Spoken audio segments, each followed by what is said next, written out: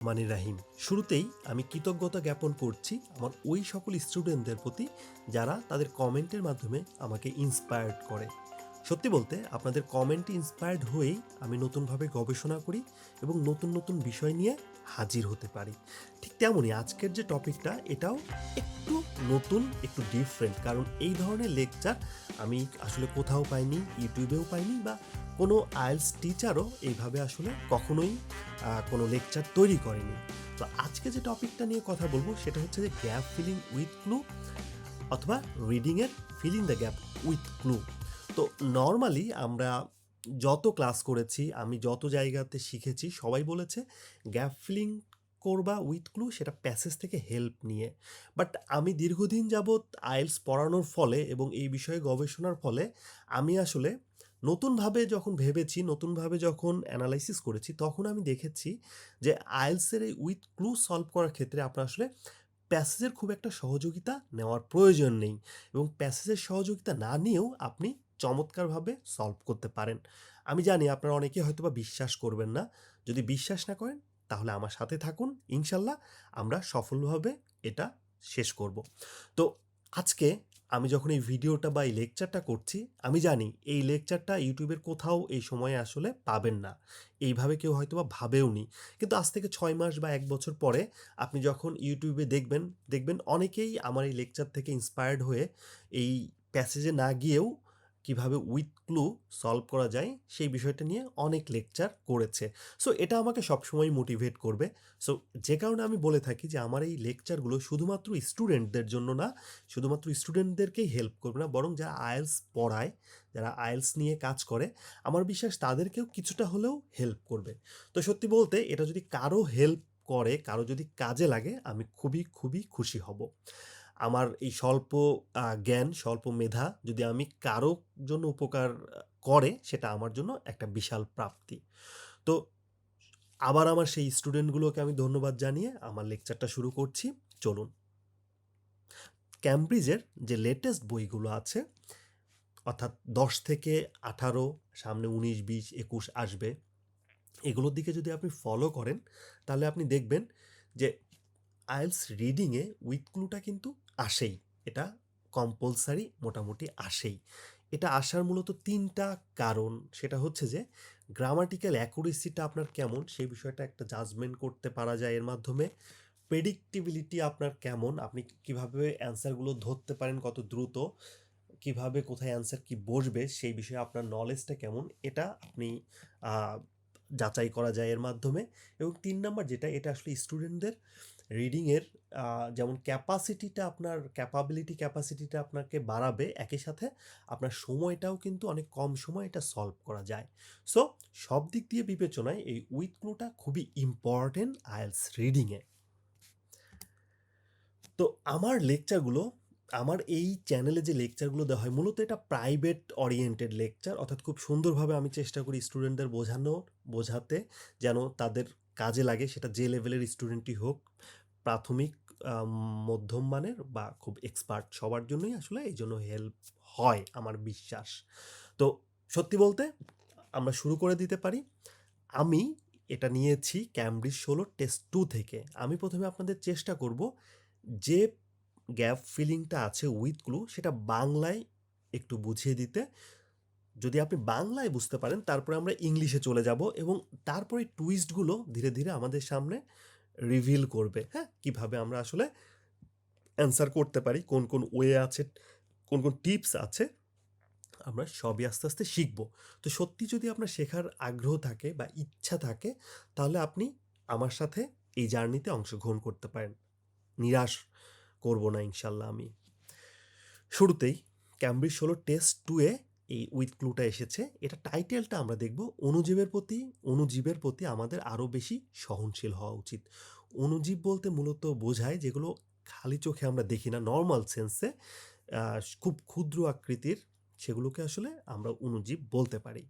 তো একটু বাংলাটা আমরা এখন পড়ার চেষ্টা করি। এখানে গ্যাপে কি বলেছে। ইয়ং নামের ব্যক্তির বইটি যুক্তি দেয় যে আমাদের অণুজীবের প্রতি আরও সহনশীল হওয়া উচিত। ওকে, বুঝতে পারলাম। অধিকাংশেরই উপকারী প্রভাব রয়েছে। ওকে, ক্লিয়ার। শুধুমাত্র অল্প কিছু অণুজীব আমাদের নিয়ে যায় ড্যাশের দিকে। দেখেন কথাটা এখানে অধিকাংশের উপকারী প্রভাব রয়েছে, এটা পজিটিভ কথা বলল। এরপরে শুধুমাত্র অল্প কিছু, তার মানে নেগেটিভ কিছু হবে। শুধুমাত্র অল্প কিছু অণুজীব আমাদের নিয়ে যায় কিসের দিকে? খারাপের দিকে। যেহেতু উপকারী, অধিকাংশেরই উপকারী প্রভাব রয়েছে, সো উপকারী প্রভাব অধিকাংশে রয়েছে, আর কিছু তাহলে রয়েছে অনুপকারী বা খারাপ প্রভাব। সো আমাদের নিয়ে যায় খারাপের দিকে। তাহলে আমাদের এই গ্যাপ ফিলিংয়ে কী কী বসতে পারে একটু দেখি। সলিউশন মানে সমাধান, পার্টনারশিপ মানে সহযোগিতা, ডিস্ট্রাকশন মানে ধ্বংস, এক্সিগারেশন মানে অতিরঞ্জিত করা, ক্লিনলিনেস মানে পরিষ্কার, রেগুলেশন মানে নিয়ম, ইলনেস মানে অসুস্থতা, নিউট্রিশন মানে হচ্ছে পুষ্টি। এখানে এই ডিস্ট্রাকশন এবং ইলনেস এই দুইটাই হচ্ছে নেগেটিভ, বাকি সব কিছুই আসলে পজিটিভ। সো এখানে যেহেতু উপকারী প্রভাব রয়েছে অল্প কিছু, তাহলে খারাপের দিকে নিয়ে যায়, তার মানে নেগেটিভ ওয়ার্ডটা বসবে এখানে।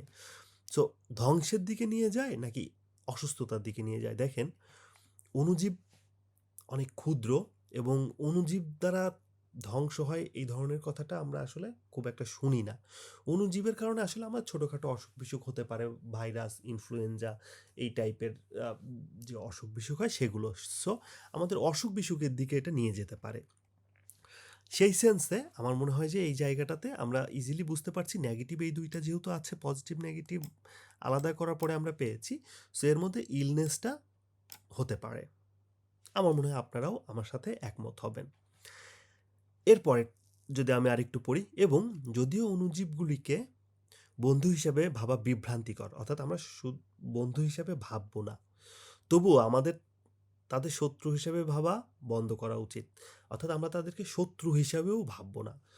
বন্ধু হিসেবে ভাবাটা অনেকটা বিভ্রান্তিকর, যে আসলেই বন্ধু কিনা একটা কনফিউশন থাকে, কিন্তু তাদেরকে শত্রু হিসেবেও আমাদের ভাবা অনুচিত। ঠিক আছে, এরপরে বলেছে আসলে আমাদের মেনে নেওয়া উচিত যে জীবাণুর সাথে আমাদের সম্পর্কের ভিত্তি কোনো একটা কিছু, অর্থাৎ ওই অণুজীব বা জীবাণুর সাথে আমাদের সম্পর্কের ভিত্তিটা কি হবে সেটা বলেছে। আমাদের সম্পর্কের ভিত্তিটা কোনো একটা কিছু, খুব ক্লিয়ারলি আমি বুঝছি না, এই জন্য পরের সেন্টেন্সটাতে আমি যাব। নতুন গবেষণায় দেখা যায় যে অণুজীব মানুষের অনেক উপকার করে, তার মানে আমাদের সম্পর্কের ভিত্তি হবে পজিটিভ কিছু, কারণ পরের সেন্টেন্সেও বোঝাচ্ছে যে নতুন গবেষণায় দেখা যায় যে অণুজীব আমাদের অনেক উপকার করে, তাহলে আমাদের সম্পর্কের ভিত্তিটা পজিটিভ কোনো ভিত্তি। এখন কি হতে পারে? সলিউশন কখনো ভিত্তি তো হতে পারে না। ভিত্তি মানে আপনার কারোর সাথে বিয়ে হয়েছে, আপনাদের বিয়ের ভিত্তিটা কি? ভালোবাসা, অর্থাৎ ব্যাকগ্রাউন্ড যেটা আর কি অবস্থান করে। হ্যাঁ, ভিত্তি বলতে কোনো একটা কিছুর ব্যাকগ্রাউন্ডটা কি, যেমন আপনার সাথে আপনার বাবার যে সম্পর্ক, ব্লাড, ঠিক আছে, ভিত্তিগুলো ওইটা, যেটার উপরে বেস করে কানেকশনটা হয়। তো অণুজীবের সাথে আমাদের সম্পর্কের ভিত্তিটা কি হওয়া উচিত?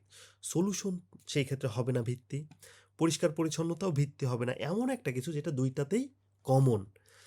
এই অণুজীব এবং মানুষ এই দুইটারই একটা কমন ভিত্তি থাকবে। আমার ওয়াইফ এবং আমার কমন ভিত্তি হচ্ছে ভালোবাসা, লাভ। সো এরকম একটা কমন ভিত্তি থাকবে, বেস। সো অণুজীবের সাথে সলিউশনও হয় না, ক্লিনলিনেসও হয় না, আবার এক্সিগারেশনও হয় না, অতিরঞ্জিত করা হয় না, নিউট্রিশন পুষ্টিও ভিত্তি না। ঠিক আছে, কারণ অণুজীবের পুষ্টি আছে না, এই ধরনের কথা নাই। ধ্বংসাত্মক কিছু হবে না, আর ইলনেস তো বাদই, অ্যান্সার যেহেতু 17তে ইলনেস এসেছে। রেগুলেশন না। পার্টনারশিপ, সহযোগিতা, এটা হতে পারে। অণুজীব যেভাবে আমাদের সহযোগিতা করে আমরাও হয়তো অণুজীবের টেক কেয়ার করব। ভিত্তিটা পার্টনারশিপ, ঠিক আছে, আমাদের সাথে অণুজীবের সম্পর্কের ভিত্তিটাই হচ্ছে পার্টনারশিপ, কোঅপারেশন, সহযোগিতার উপরে। যেহেতু অণুজীব আমাদের উপকার করছে, আমরা ওদের উপকার করব, আমাদের ভিত্তিটা হচ্ছে কোঅপারেশন, সহযোগিতা করা।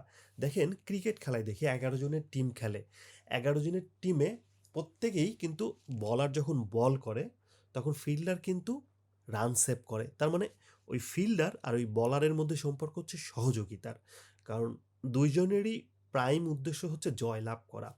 সো অণুজীব এবং আমাদের দুইটা পক্ষেরই আসলে উদ্দেশ্য হচ্ছে যে ভালো থাকা, উপকারী হিসাবে